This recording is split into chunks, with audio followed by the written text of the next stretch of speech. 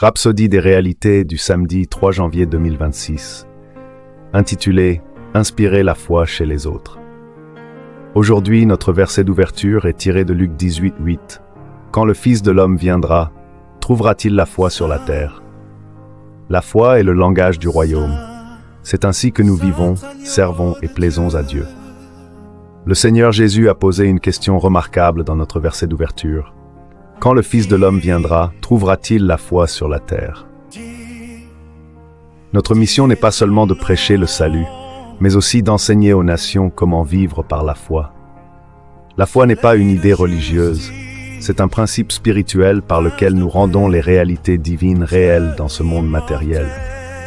La foi appelle les choses qui ne sont pas comme si elles étaient. La foi, c'est agir sur la parole de Dieu. C'est mettre sa croyance en action. C'est faire ce que dit la parole, indépendamment des circonstances ou de ce que l'on ressent. Lorsque vous apprenez à vivre de cette manière, rien ne vous sera impossible. Le Seigneur Jésus a dit, « En vérité, je vous le dis, si vous aviez de la foi comme un grain de moutarde, vous diriez à cette montagne, « Transporte-toi d'ici là », et elle se transporterait, et rien ne vous serait impossible. » Matthieu 17, 20. Défiez les autres par votre propre foi.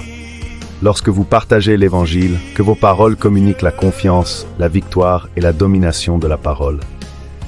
Aidez les autres à comprendre que la vie de foi est une vie de possibilités divines. La foi fonctionne toujours, parce qu'elle est fondée sur la parole de Dieu irréfutable, infaillible, immuable, toute puissante et vivante. Alléluia. Je vous invite maintenant à me rejoindre et à déclarer cette confession avec moi. Je suis rempli de foi. Mes paroles et mon style de vie inspirent la foi chez les autres et produisent des résultats divins. Rien ne m'est impossible parce que je vis selon la parole.